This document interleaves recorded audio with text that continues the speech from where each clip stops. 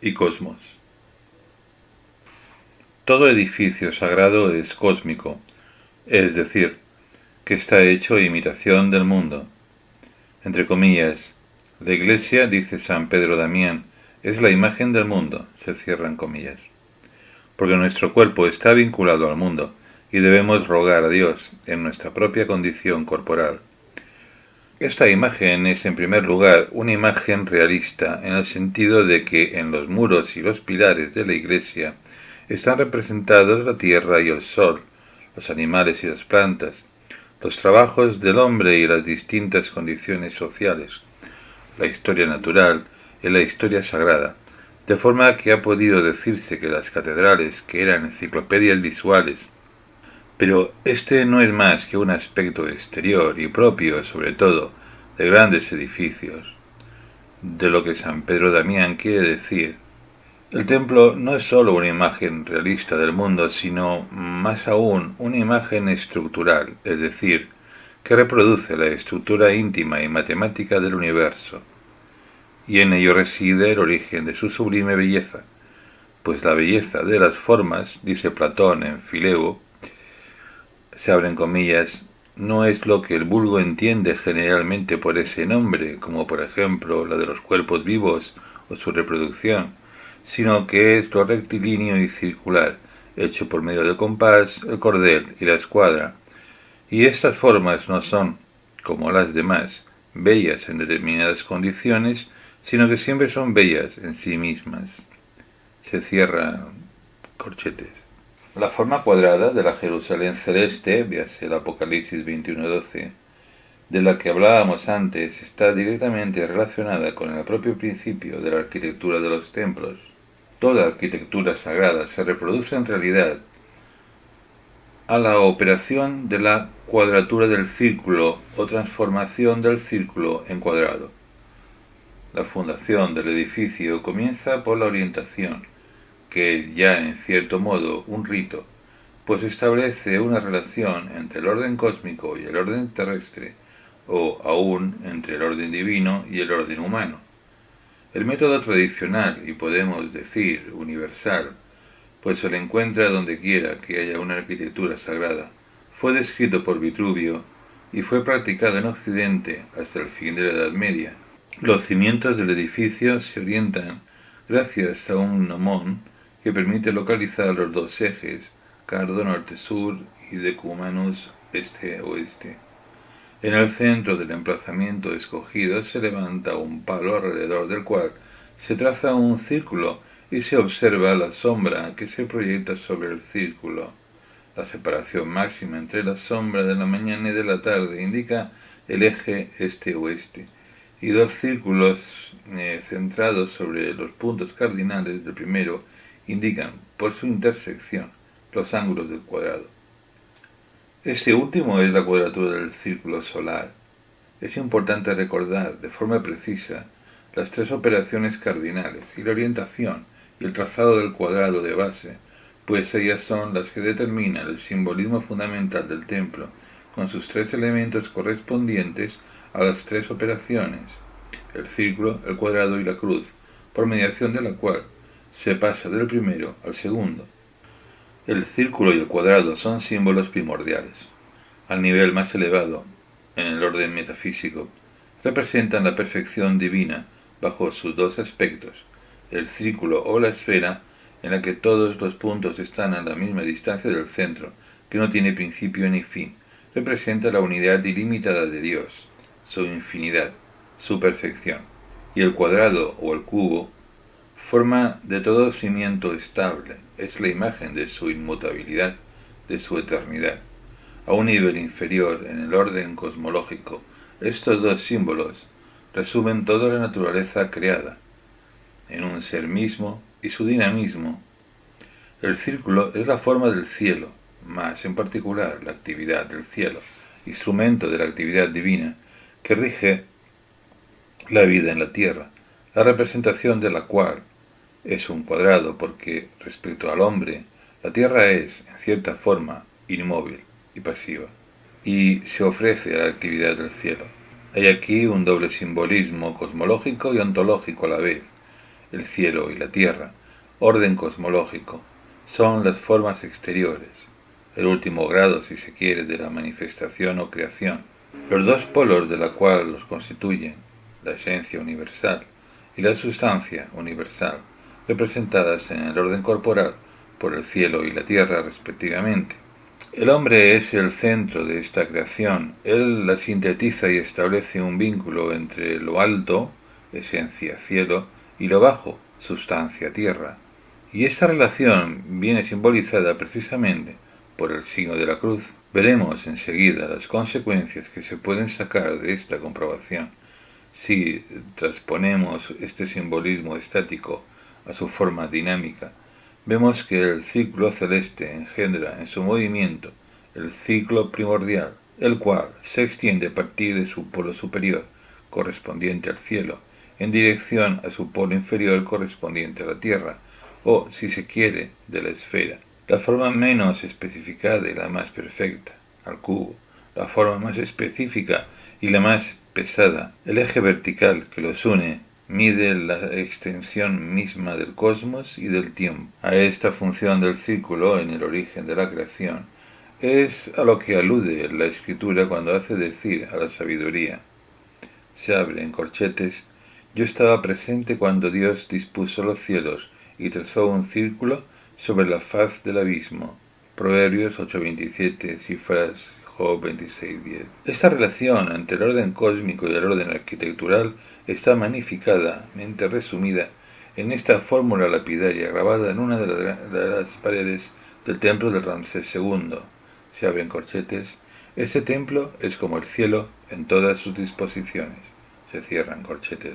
Este punto de vista hace resaltar la superioridad del círculo, el cielo, sobre el cuadrado, la tierra. Pero desde otro punto de vista, el cuadrado, que metafísicamente simboliza la inmutabilidad divina, es superior al círculo en cuanto a imagen del movimiento indefinido.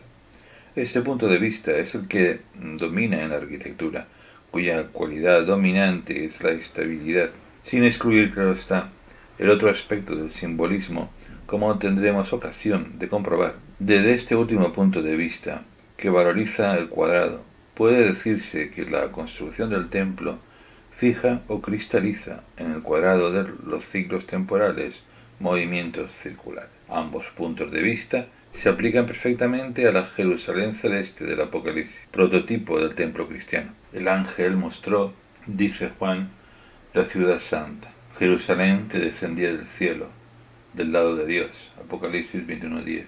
Y algo más adelante, se abren corchetes, la ciudad es cuadrada, 21:16. Así, el movimiento de descenso de la ciudad corresponde al primer punto de vista, el cual gobierna el rito de fundación. Jerusalén desciende del cielo, circular del lado de Dios, a la tierra, en la que aparece como un cuadrado que es el reflejo de la actividad del cielo, el mundo divino. Pero, desde el punto de vista, este cuadrado representa la cristalización de los ciclos, del desarrollo temporal, cosa que prueban ampliamente las 12 puertas dispuestas 3 a 3 a los lados del cuadrado y que corresponden a los signos del zodiaco. Volveremos a hablar de ello, por otra parte, cuando tratemos de la puerta de la Iglesia. Se trata de una transformación del ciclo zodiacal, consecutiva a la detención de la rotación del mundo y a su fijación en un estado final, que es la restauración del estado primordial.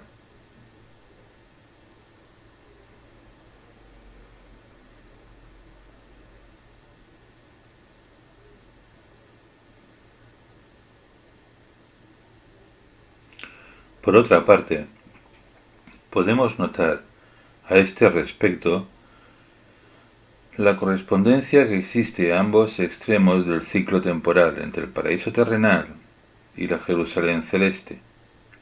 El paraíso es circular en cuanto a reflejo directo del cielo, pero está dividido por la cruz de los 4 ríos, con el árbol de la vida marcando el centro.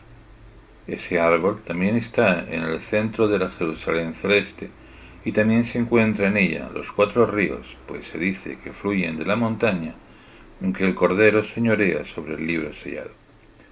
El paso del círculo al cuadrado representa la rotación temporal del mundo y su detención, que es al mismo tiempo la transmutación de este siglo en siglo futuro. Esta relación del círculo con el cuadrado o de la esfera con el cubo es realmente el fundamento de la arquitectura sagrada, aquel a partir del cual se concibe y se realiza todo el edificio. En efecto, si pasamos del plano horizontal que nos ha ocupado hasta este momento al plano vertical y al mismo tiempo de la geometría plana a la geometría del espacio, comprobamos que todo el edificio se reduce al esquema de la cúpula y el cubo.